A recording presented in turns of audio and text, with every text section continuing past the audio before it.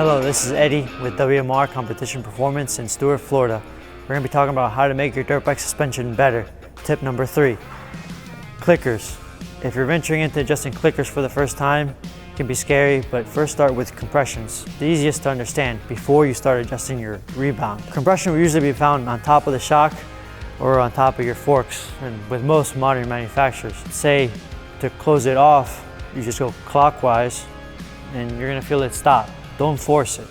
So if someone tells you 12 clicks out, that means from when it stopped clockwise, fully in, back it off 12. So you'll feel it, you'll feel the notches. You'll 1, 2, 3, 4, till you get to 12. When making adjustments, say if you're doing it for the first time, don't do 1 or 2, I would say do 5, even 10, just to feel it.